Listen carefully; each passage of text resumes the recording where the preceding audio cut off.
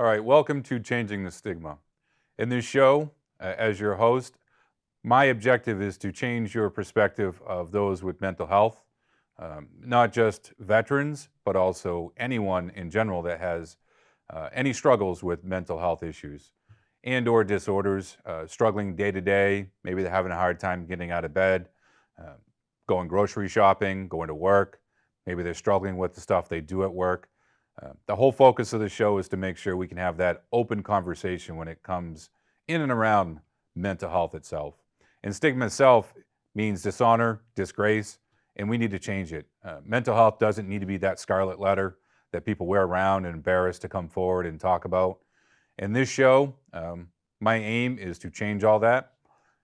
So, my name is James Cline. I am the host of this show, and some facts about mental health I like to talk about after doing some research over the past couple weeks in and around mental health and what they call access to that type of care when it comes to mental health. So there's a substantial unmet need when it comes to mental health and substance use.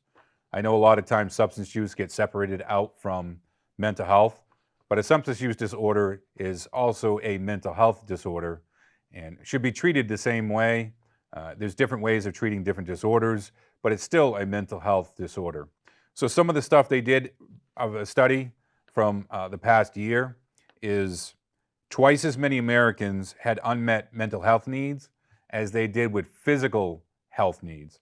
So that means there's not any parity when it comes to it, that physical needs are addressed much more quickly and more readily than those of mental health needs.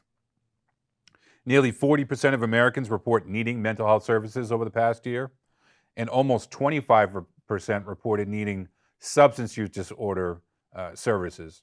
That's alcohol, marijuana, cocaine, heroin, any of those non-prescribed illicit drugs people are struggling with the number one being alcohol. 67% of Americans feel it's harder to find a mental health provider.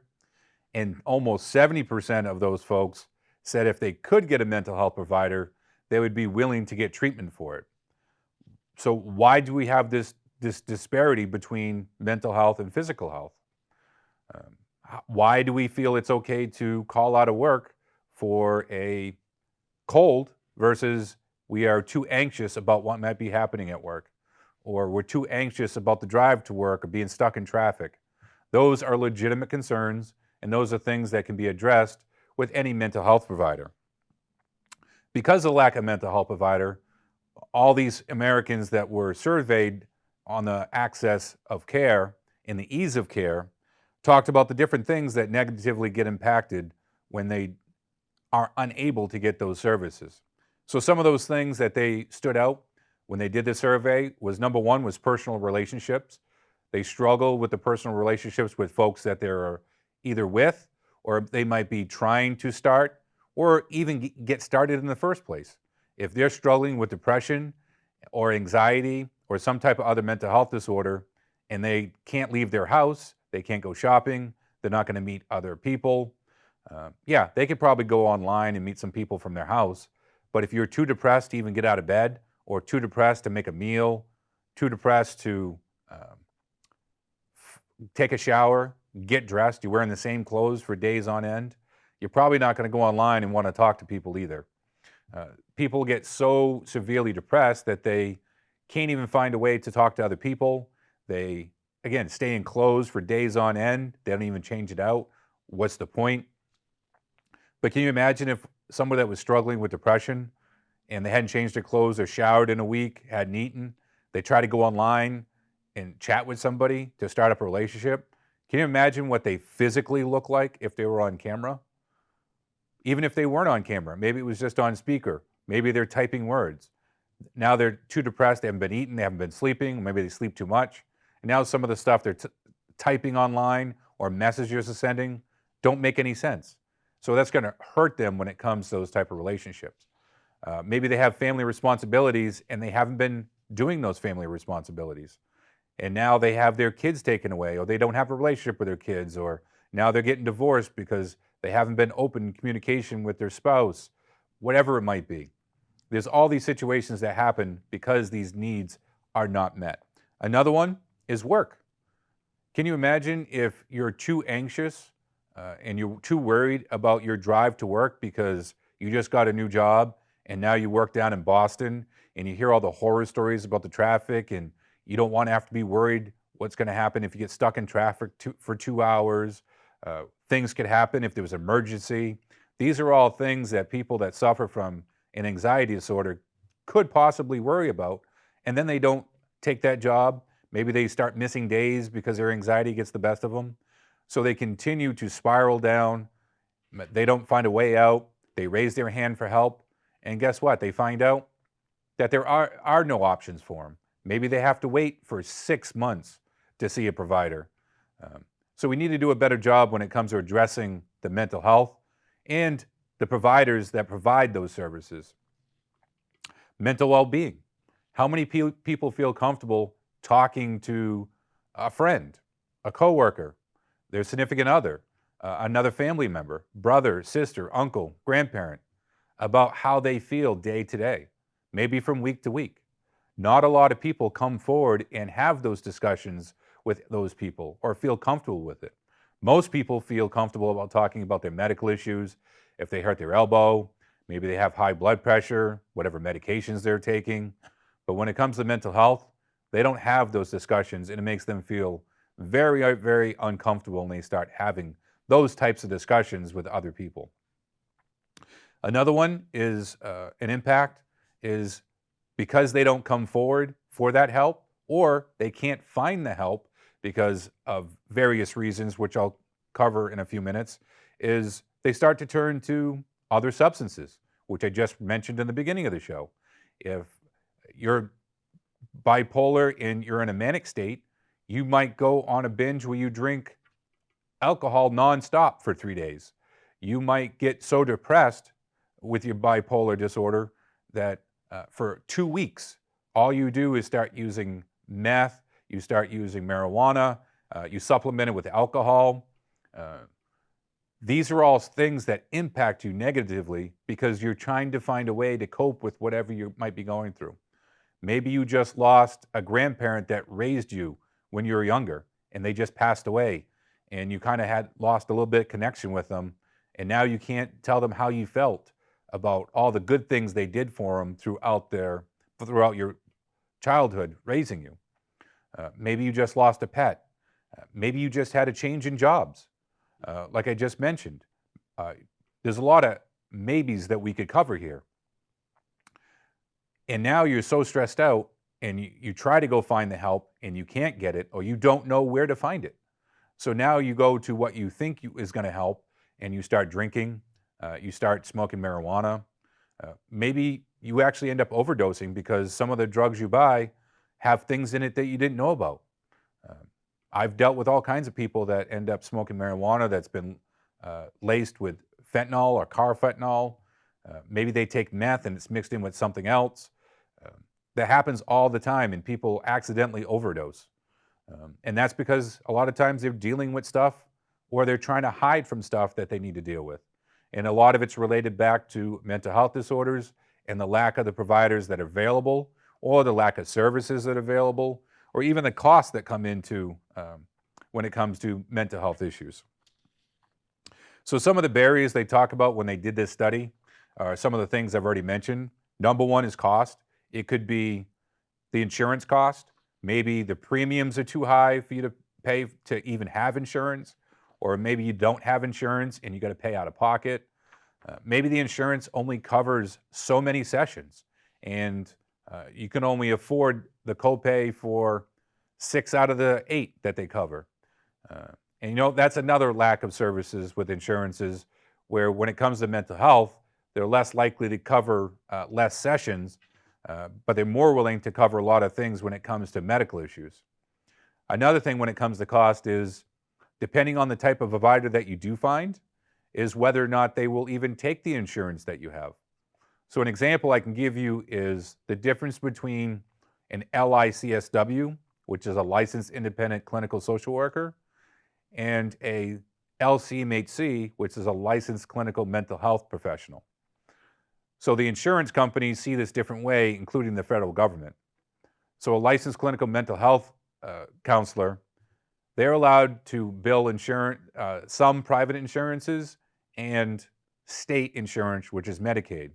Now, when it comes to an LICSW, which is the Licensed Independent Clinical Social Worker, because their training is more standardized across the country, they are accepted not only by the state insurance and almost all insurances, they also are accepted by Medicare, which is why when you go to the hospital, if you go to the VA, if you go to a lot of the private hospitals, private practice, you're going to see a lot more LICSWs than LCMHCs because they can bill for those services, so you're more likely to come across one of them versus the other.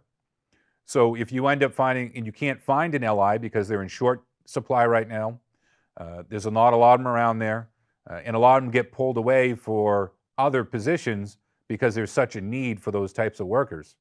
So then you end up finding a clinician, and they don't take your insurance, so now you got to pay the $100, $150 per session. It gets very expensive, so you kind of space it out. Maybe you do find a provider, and guess what? You find out that that provider is 40 miles away from you, or vice versa. Maybe they're located in a city, and the time that they're able to meet with you is rush hour, and there's all kinds of things going on. So instead of being an easy commute into the city because it's only 10 miles away, and it should only take you 20, 30 minutes to get there, now it's taking you an hour and a half to get there. So there's logistical issues when it comes to finding providers.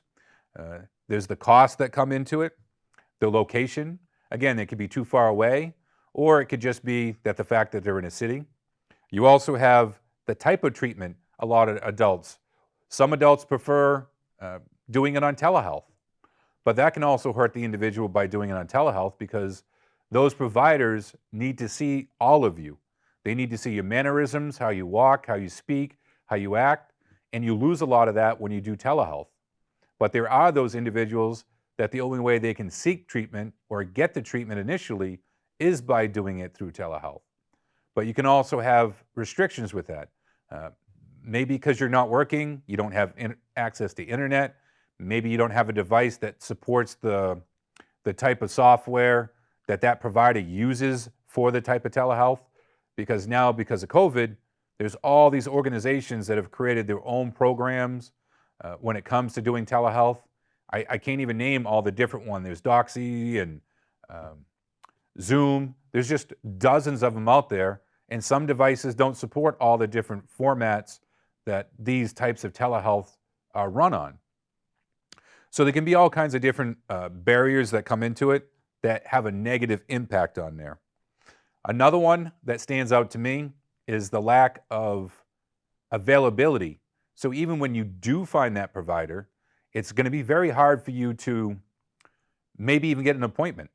And we need to come up with a better way for us as a society, for a community, as a state, as a country, that we need to find a better way to incentivize people to become therapists, clinicians, psychologists, psychiatrists.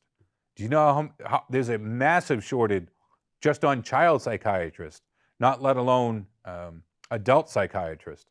These are all positions that if we did a little bit more educating on people and give them incentives to start getting trained and fill these positions, we would be a much better society because of it.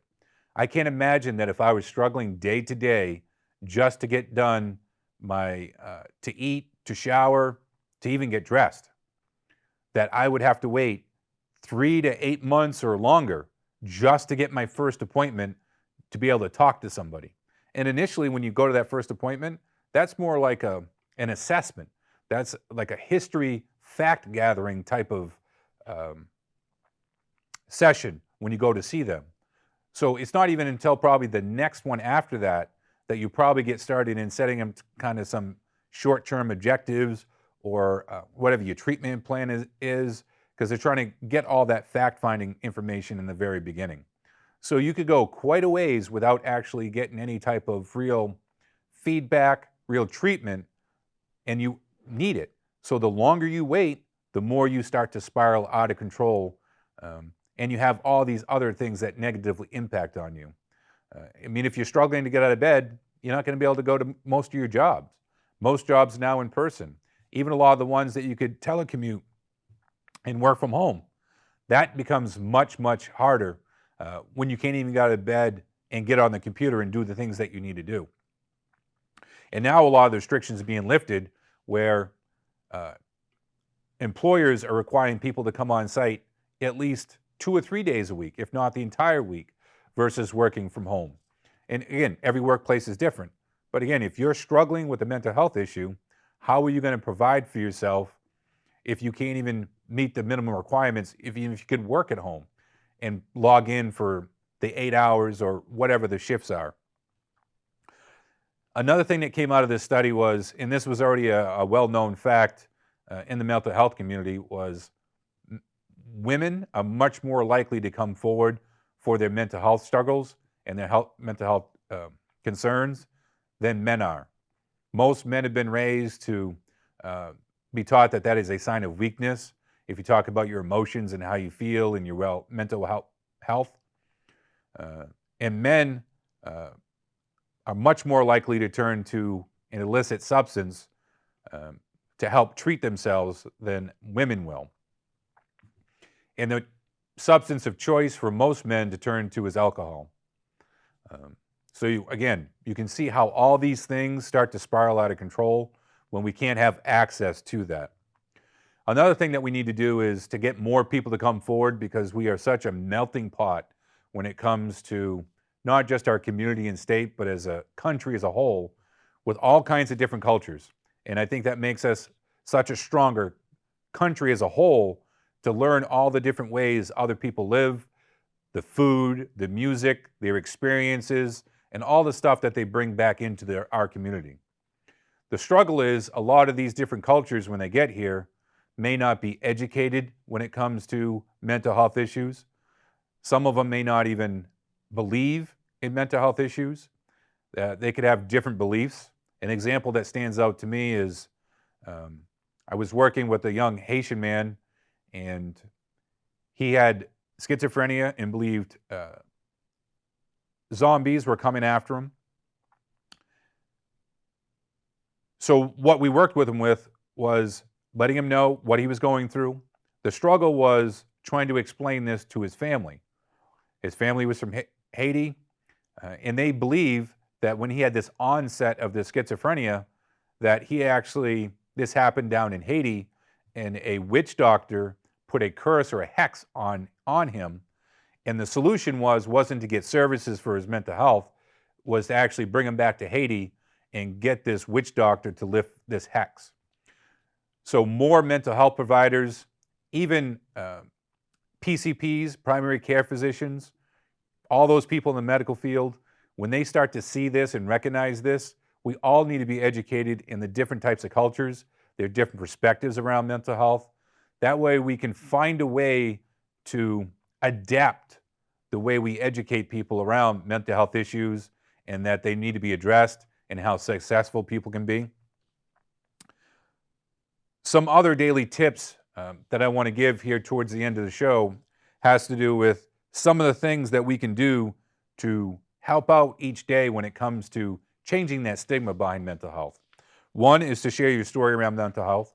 So if you struggle with mental health, feel free to talk to those that you trust around you and others about how successful you've been in your mental health struggles, and going forward what your goals are, to learn what the resources are around the local area, and even put those in your phone, like 988, which is the mental health emergency line. You also have NewHampshire988.com, and you also have the Rapid Response Access Point, which is 833-710-6477, or you can simply call 211 in this state, and they can give you all those resources. If you are having a bad day, you can take a mental health day. Again, practice self-care, where you find ways to take care of yourself. So these are all ways that we can positively impact the conversation, what we need to do around mental health, and to change that stigma. I'd like to thank you for watching Changing the Stigma. I hope you were able to take something out of this show, and that you would want to become part of the change on how mental health is viewed and seen. Thank you.